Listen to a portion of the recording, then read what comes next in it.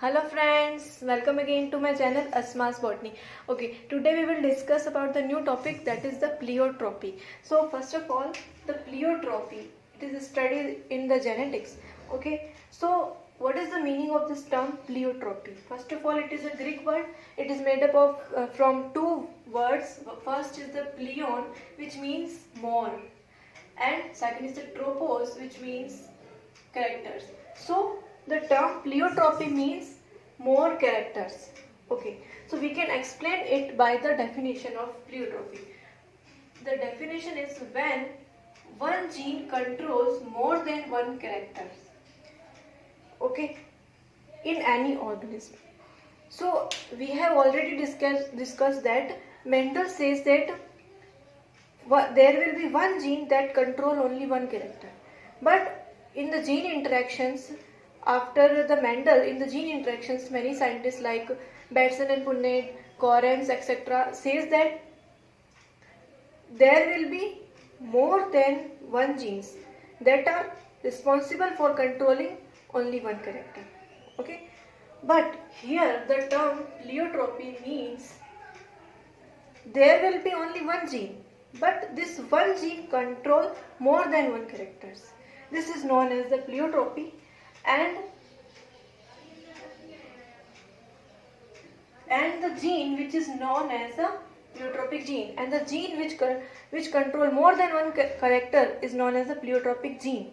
Pleiotropic gene. Okay, and this pleiotropy was coined by Ludwig Plate. Okay, then we can understand it by the examples. So the first example is the sickle cell anemia disease.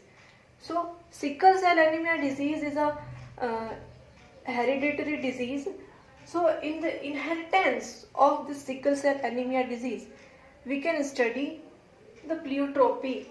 Okay, so why we give this name to this disease, the sickle cell anemia? Because in this, the RBC, which is normally have biconcave shape like this, okay, change to the sickle shape.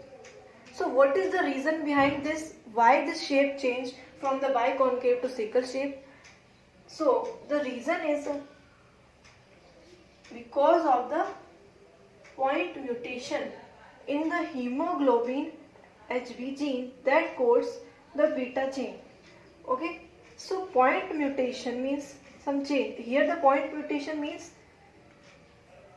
in the hemoglobin gene, and this gene codes for the beta chain of the protein, and the protein is the hemoglobin. So hemoglobin has the many chains. So the beta chain, which is coded by the hemoglobin gene, in this gene, hemoglobin gene, point mutation takes place, and this point mutation is what? In this point mutation, the glutamic acid is converted into valine. Why? Because the glutamic acid, which is coded by the genetic code, that is the GAG. Okay, so because of this conversion of this adenosine to the uracil, this glutamic acid convert to the valine. Okay, and due to this change, glutamic acid to valine, the point mutation takes place, and the gene, the hemoglobin gene, which forms the normal hemoglobin, which is represented by HbN. But now, due to this mutation, point mutation, this form the abnormal hemoglobin, which is the HbS, means sickle cell hemoglobin. And so the RBC, the red blood corpuscles, which contains this abnormal hemoglobin or sickle cell hemoglobin, become sickle in shape like this. Okay, so sickle shape, so which contains this. So in this sickle shape RBC based cross we can study. Here first of all we take the parents, in which male parent means first parent which have this heterozygous genotype, in which one hemoglobin normal allele is present, and second is the sickle cell hemoglobin is present, and second is always carrier. Carrier means only one. Heterozygous condition, only one sickle cell hemoglobin is present, allele is present. Then form the gametes, and in this Punnett square you can see here one genotype produced in the homozygous state of the dominant allele of the normal type hemoglobin allele. Both the homozygous state produce the normal RBC, but in the heterozygous state when one hemoglobin sickle cell hemoglobin allele is present, it is known as the carrier. It is the carrier of this sickle cell hemoglobin RBC. Then, and this is the same, and here this when the sickle cell hemoglobin present in the homozygous condition, then it causes the sickle cell anemia disease. Okay, and the person which have this sickle cell hemoglobin in the homozygous state dies early in the childhood because of the anemia, the successive blood loss. Okay, and this sickle cell hemoglobin is a recessive character. Okay, and normal hemoglobin is the dominant character. That's why the persons which are carrier of this sickle cell hemoglobin cannot die, because the normal hemoglobin allele is dominant over this sickle cell hemoglobin. That have only some symptoms of the anemia, means they are suffering from anemia, but they can't die.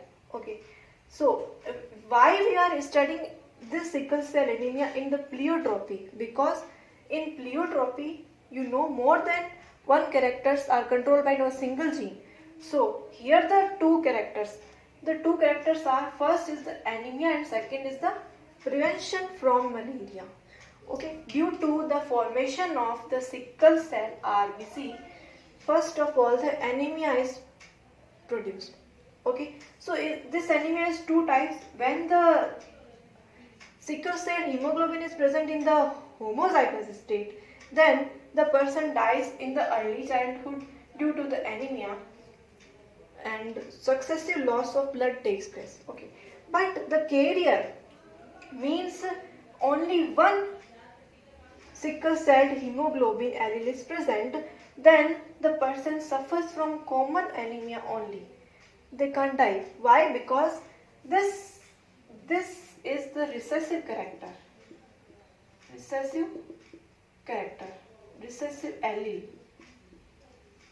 Okay. Okay, so this is the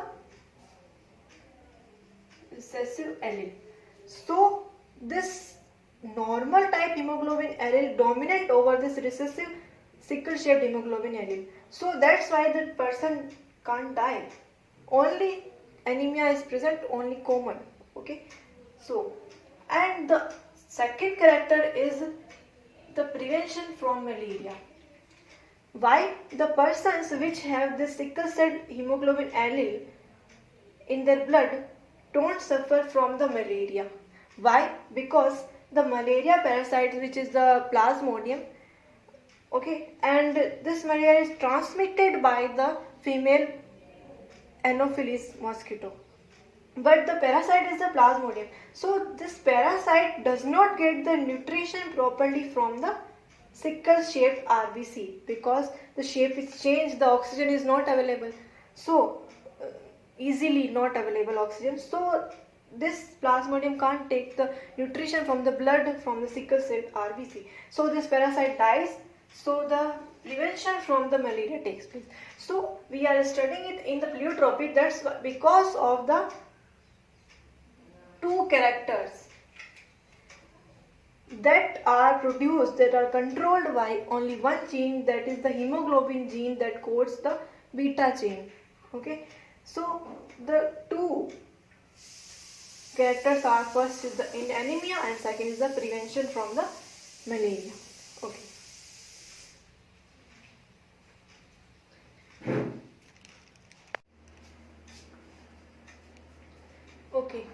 So this is the another examples of the pleiotropy. Okay, so the second example is the phenylketonuria. Shortly it is also known as a PKU. P means phenylketonuria. Okay, it is a disease in the human. Okay, so in this disease is caused by the mutation, due to the mutation in a single gene that codes for the enzyme, that is the enzyme is the phenylalanine hydroxylase. Okay, and this enzyme phenylalanine hydroxylase has the function of the converting this phenylalanine to the tyrosine. Okay, so due to the mutation in this gene, this is a single gene, one gene only, this enzyme cannot convert this because this is absent, this enzyme is absent. So but due to the mutation, this conversion can't take place because this enzymes cannot meet. Okay, so phenylalanine in bloodstream is present. So phenylalanine cannot convert in the tyrosine because this enzyme is absent. So the tyrosine is not made. So tyrosine has the function of making the melanin. Melanin is an important pigment, component of the pigment, which has the function of the color of hair and skin. Okay, so but the phenylalanine in the bloodstream is toxic. It has no functions. So due in this disease it happened. So phenylalanine causes in the bloodstream causes mental retardation and reduced hair and skin pigmentation because tyrosine is not made. So hair and skin pigmentation not happen. Okay, so in this you can see there is only one single gene that are affecting more than one characters, two characters. Okay, so and the third example is in the Drosophila.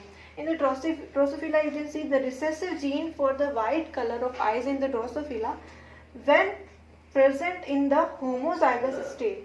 The recessive alleles are present when in the homozygous state, then it affects many other characters, and these characters are: first is the shape of wings. In the white color-eyed Drosophila, the wings shape is vestigial and the abdomen shape is coiled abdomen.